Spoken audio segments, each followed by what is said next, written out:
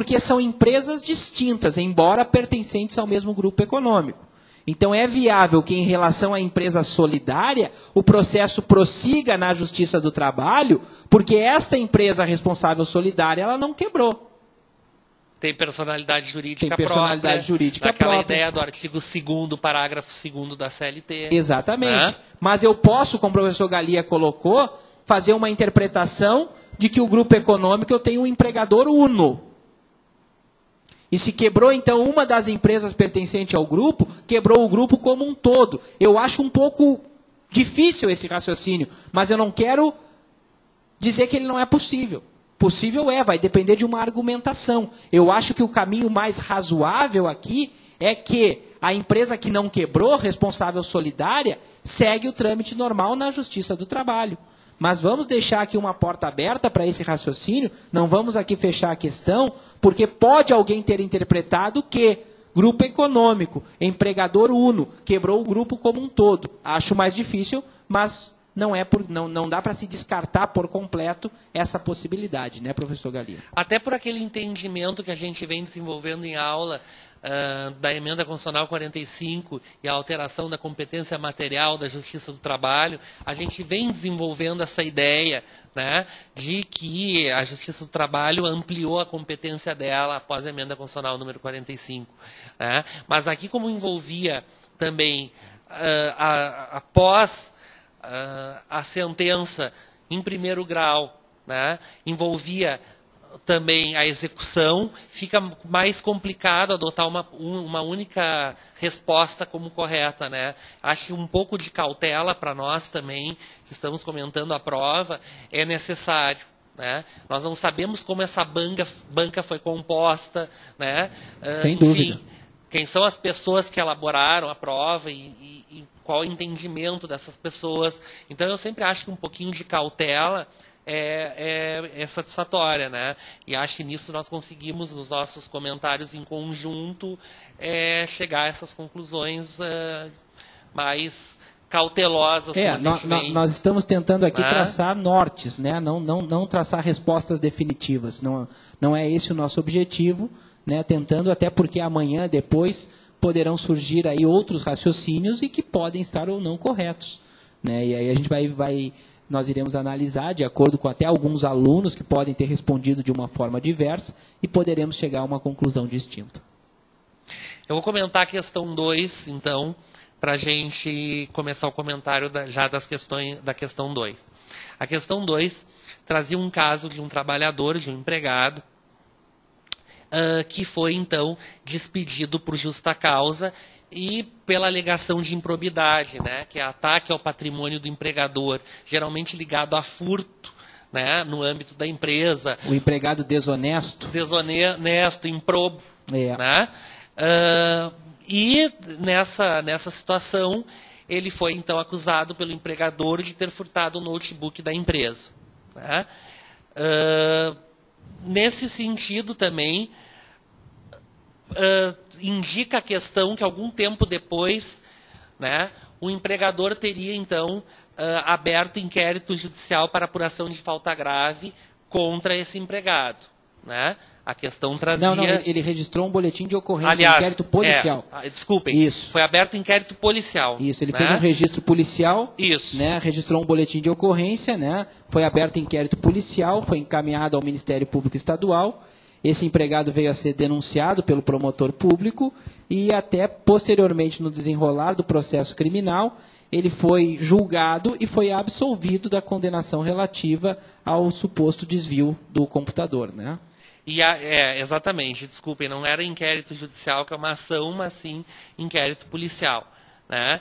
E após isso, após ter sido absolvido, então ele teria ingressado com uma ação trabalhista, pleiteando a reversão da despedida por justa causa em despedida sem justa causa. Né?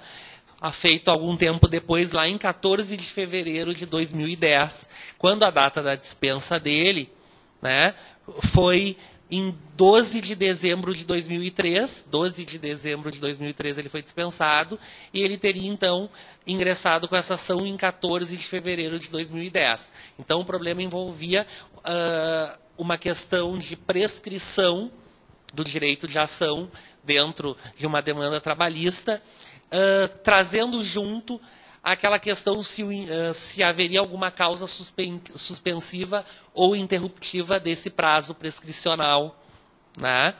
E aí, a primeira questão sobre esse problema dizia assim: as pretensões formuladas por Marcos estão prescritas? Né? E a segunda questão que eu já vou comentar, porque também tem muita ligação aqui, é se o resultado do processo criminal vincularia juridicamente o resultado do processo do trabalho. Né? Acho que na questão B, bem nós trabalhamos em aula que a esfera criminal não tem a ver com a esfera trabalhista. Né? Há uma independência entre as esferas e que o resultado do processo criminal não necessariamente vincula, né, uma sentença do juiz do trabalho aqui sobre essa questão da reversão da despedida por justa causa em despedida sem justa causa. E a questão da prescrição, que a gente viu também no artigo 7º, inciso 29, da Constituição Federal, que geralmente se aplica prescrição bienal após a extinção do contrato individual de trabalho, sendo que, desse prazo, o reclamante pode sempre abarcar os 5 últimos anos, né, trabalhados. E aí, professor Fabrício, a nossa ideia, então, que a gente havia discutido, se essas pretensões estariam ou não prescritas, né?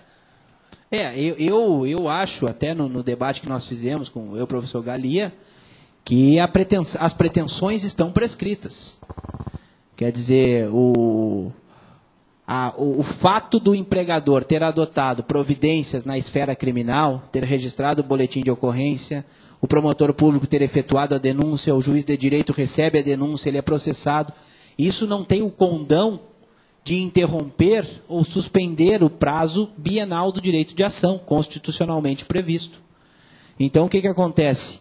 O reclamante ele não está obrigado a aguardar o desfecho do processo criminal para ajuizar a sua demanda perante o judiciário trabalhista. Não há nenhuma exigência, nenhuma suspensão, nenhuma interrupção que faça com que o empregado tenha que aguardar o desfecho de um processo criminal para só então ajuizar a sua demanda trabalhista. Não temos aqui nenhuma causa interruptiva, nenhuma causa suspensiva da prescrição. Como o professor Rodrigo Galia bem colocou, são esferas totalmente distintas e que nada vincula uma à outra. Nós temos aqui uma questão, por exemplo, que pode ser considerado motivador de uma justa causa e pode não ser considerado um ilícito penal. Se eu tenho um empregado, por exemplo, que desvia R$20 do caixa da empresa, isso me parece bastante para despedir esse trabalhador por justa causa, ato de improbidade, ou seja, o empregador que quebrou a confiança, a fidúcia que deve nortear a relação entre empregado e patrão. Agora, talvez um desvio de R$20 sequer seja objeto de denúncia pelo Ministério Público.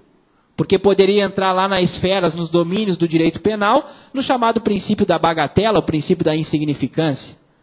Então, o que acontece? São esferas jurídicas diferentes, cada uma tendo a sua principiologia, as suas ideias centrais, não acarretando, por consequência, vinculação.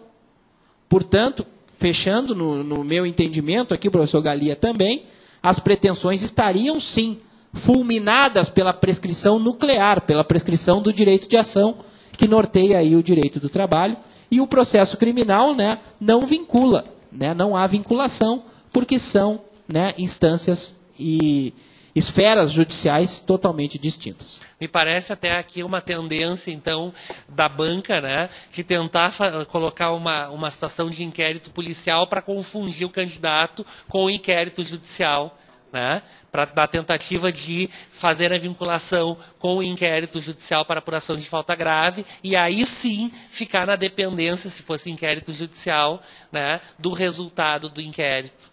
né? Me parece que talvez tenha sido uma tentativa de confundir, né? Sem querer aqui também trazer alguma ideia concludente. Na questão 3, na questão seguinte, nós tínhamos uma questão sobre salário e remuneração. E trazia, então, a questão que uma determinada loja de um shopping center concederia mensalmente a todos os seus empregados um vale-compras no valor de R$200 por força de norma regulamentar. E aí perguntava já na primeira questão se esses valores correspondentes ao vale-compras deveriam integrar a base de cálculo das verbas contratuais dos empregados. Era a primeira questão da alternativa da letra A. E aí o nosso entendimento de que quando a prestação é paga pelo trabalho realizado, pela prestação dos serviços, ela teria, sim, natureza salarial, tendo em vista que habitualmente e gratuitamente, teria sido concedida pelo empregador aos empregados. Então, componheria, faria parte, estaria na composição do salário do empregado, até por força do artigo 458 da CLT. E na segunda parte da primeira questão ainda, da questão 3, dizia assim: quais seriam os efeitos inerentes à revogação da norma regulamentar instituidora dessa vantagem nos contratos de trabalho vigentes e futuros? E aí eu lembro de ter trabalhado na aula de princípios do direito do trabalho, é uma aula que a gente dá princípios e fontes, que nós temos, dentro do princípio da proteção ou tutela do empregado, a questão da condição mais benéfica, a regra do direito adquirido. Para aqueles empregados que ingressaram na empresa na vigência desse regulamento, a eles seria garantido, então, esse valor, até porque a retirada desse valor representaria uma alteração contratual lesiva aos contratos de trabalho, o que, por si só, feriria o artigo 468 da CLT, que traz o princípio da inalterabilidade contratual lesiva. Então, sobre esse ponto, não haveria, então, seria uma alteração que não seria apropriada. E na segunda parte, nos contratos futuros, aí sim pode-se entender que para os contratos futuros seria possível uma nova norma regulamentar, extinguindo esse direito, ou não se manifestando sobre ele, o que por si só já representaria a retirada de um direito. E acho que o professor Fabrício pode complementar aqui. Só complementando bem rapidamente, essa questão 13 foi a questão, no meu entendimento, mais acessível da prova. A letra A, tudo isso que o professor Galia está perfeitamente explanou, é isso mesmo. Eu complementaria só a questão da súmula 51 do TST, inciso 1º. Acho que o espelho de correção vai exigir que o candidato inclua a súmula 51, inciso 1º, que é justamente a súmula que fala da alteração do regulamento e os efeitos do regulamento para trás e para frente. Então, eu teria que trabalhar com a súmula 51. E a letra B me parece bastante singela também. Trabalhamos isso em sala de aula, me dá tranquilidade para falar disso, porque trata da orientação jurisprudencial 133 da SDI.